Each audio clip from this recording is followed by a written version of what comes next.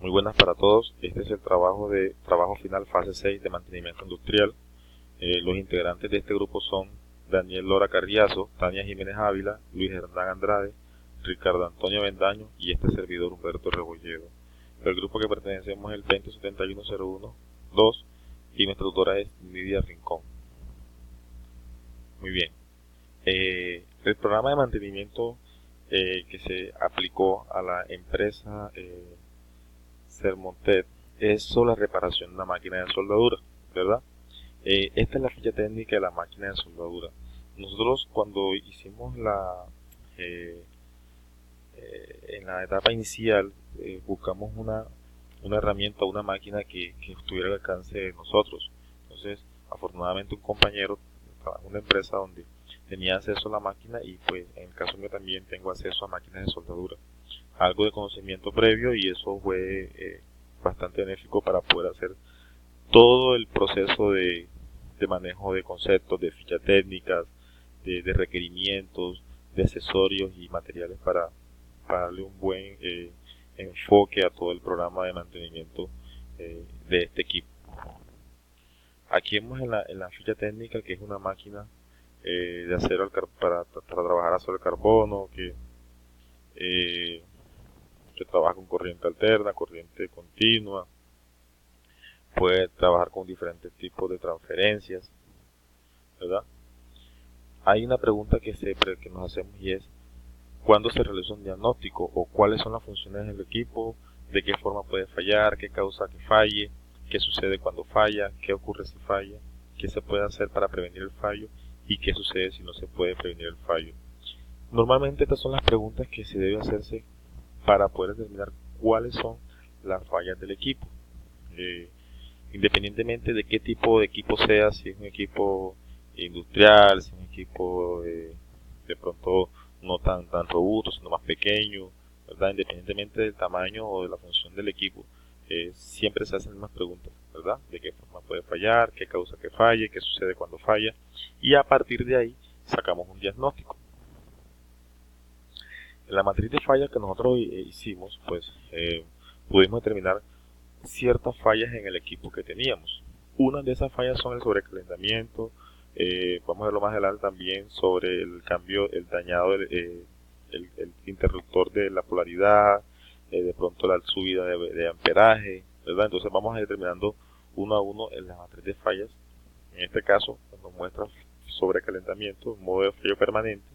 Los efectos de esto es que cuando el ciclo de trabajo es continuo se dispara el termostato apagando la máquina, es decir, cuando nosotros estamos aplicando soldadura, de repente por el sobrecalentamiento la máquina se dispara y al momento de dispararse es una protección para el equipo. Eso permite que el equipo no se queme, no se funda, no llegue pronto a prenderse, como literalmente no lo dice, prenderse literalmente. He visto equipos que de pronto con tecnología antigua, que no tenían de pronto estos sistemas de auto regularse y simplemente el operario estaba dándole y el momento de que se sobrecalentaba no avisaba que la máquina estaba sobrecalentada y simplemente se prendía.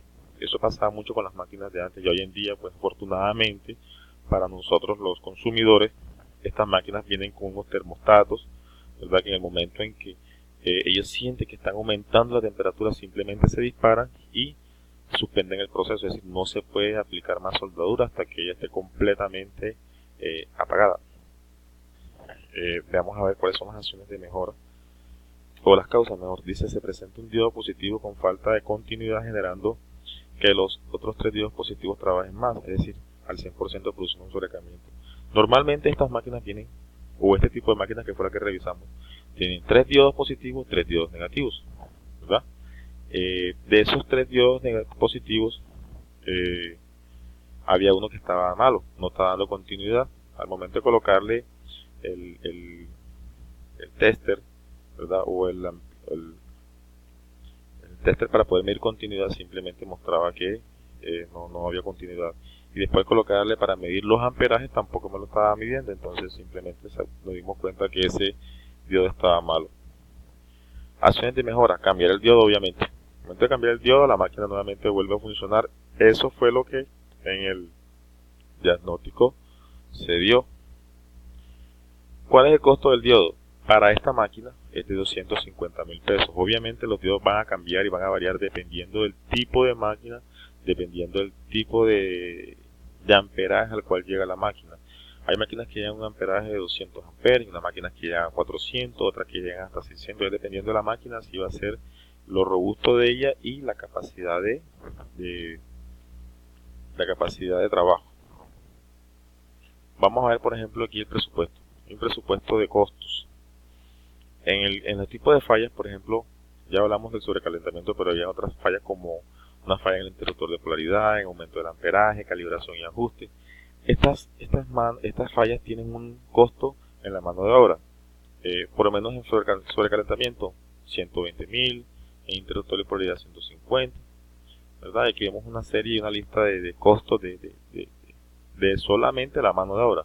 Ahora veamos los materiales que nos gastamos en estos accesorios. Por ejemplo, los materiales para un sobrecalentamiento, que es un diodo, nos estamos gastando en materiales 90.000 pesos aproximadamente, en consumibles 30.000, las depreciaciones son 10.000, eso nos da un total de 250.000 en total para poder solucionar solamente ese problema. Eso es un presupuesto. Estamos hablando que esos son costos actuales, costos actualizados. Podrían subir de pronto la otra semana si el dólar sube, si baja, en fin, pero sería como un promedio de presupuesto. Por ejemplo, en el caso de la calibración y ajuste, que ya es más dado hacerlas más seguidos, porque son simplemente mantenimientos preventivos y no correctivos, como los anteriores, simplemente sobrecalentamiento, interruptor de prioridad son mantenimientos correctivos. Calibración y ajuste son mantenimientos preventivos, y en el caso de la mano de obra son 150 y los materiales son 100.000. ¿Qué nos gastamos en una calibración y ajuste? Por lo menos hay un material que se llama barniz, y ese barniz lo que ayuda es a impermeabilizar toda la máquina, la tarjeta, la estructura donde están los componentes eléctricos, para que ella no se vaya a sulfatar o para que la humedad no la vaya a dañar. Recordemos que por lo menos en nuestra región, en la costa Caribe, existe mucha humedad y esto ayuda a que los equipos eléctricos que están a la intemperie sufran ciertas averías por la corrosión o por la humedad. Vamos a ver unos indicadores ahora, un cuadro comparativo de los indicadores. Aparece el índice de disponibilidad, el índice de rendimiento, de calidad, la eficacia del equipo, la disponibilidad, el rendimiento, en fin. Si nos vamos a ver, hay tres componentes o hay tres indicadores de control en este momento. A ver, el que nos está mostrando, el 1, pues los indicadores están un poco más bajos. En el 2, los indicadores están un poco más altos. El índice de rendimiento es mayor en el 2, en el componente 2. Hay unas conclusiones que podemos sacar de este trabajo. A ver, nos dice que el presente trabajo se dio el mantenimiento correctivo y preventivo a partir de una propuesta para solucionar los problemas de funcionamiento de una máquina de soldadura. Con la creación de una matriz de fallas y causas se puede evidenciar de una forma dinámica la ejecución de un presupuesto y el programa de mantenimiento del cual esta máquina no tenía. Debido a esto, la máquina dejaba a la suerte el funcionamiento de esta hasta que fallara. Esto demuestra la importancia que se debe tener en cuenta al momento de realizar un mantenimiento eficaz. Para la empresa Sermontec Limitada, al realizar el mantenimiento o un plan de mantenimiento en equipo de soldadura donde, según su presupuesto, los gastos ascienden a 1.100.000. Si nosotros revisamos el gasto que se está haciendo para este mantenimiento de la máquina, es solamente de 1.100.000. Este equipo en el comercio actualmente está alrededor de los 12 a 15 millones de pesos. Bueno, aquí decimos 16 millones de pesos con el IVA, pero realmente estas máquinas son muy costosas, muy costosas. Entonces un mantenimiento preventivo, correctivo, que fue el que se le aplicó o fue el presupuesto que se le aplicó, de 1.100.000, simplemente es una buena opción para la empresa, porque en este momento la máquina está inactiva, es decir, no está operativa. En este momento no está trabajando y solamente con 1.100.000 puedes nuevamente habilitar este equipo y no comprar otro que en el caso el costo es muy alto, son 16 millones de pesos. Entonces, reparándola nos va a durar. La máquina no está establecido ahí, pero la máquina tiene 6 años de funcionamiento en este momento, o sea, tiene 6 años de vida útil en este momento. Si se repara, es posible que con los componentes que se le agreguen, la máquina puede durar fácilmente trabajando con el mismo ciclo, con el mismo rendimiento de trabajo, unos 3, 4, 5 años más, dependiendo de que se le hagan las recomendaciones a la empresa para que le siga haciendo los mantenimientos preventivos, que es importante. Siempre y cuando la máquina se le haga mantenimientos preventivos, puede durar muchísimo tiempo, ¿verdad? Decimos que la realización de un diagnóstico enfocado al mantenimiento de la máquina motosoldadora es el primer paso que nos permite conocer de manera clara y definida y detallada el estado del funcionamiento actual de la misma. A la vez nos permite identificar las fortalezas y oportunidades de dicha máquina.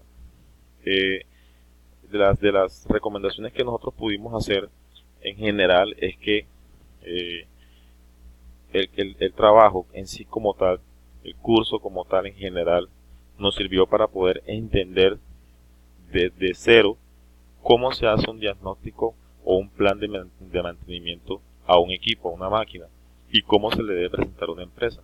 Entonces, pienso que, o pensamos en el grupo, a término general, que el ejercicio se dio como se pretendía la guía, como lo pretendía la guía, se trabajó en lo que la guía quiso y creo que nos dio unos resultados bastante favorables, sobre todo que estamos trabajando sobre un aspecto real, y eso es importante, trabajar sobre productos, sobre actividades, sobre casos puntuales pero reales de la vida real que nos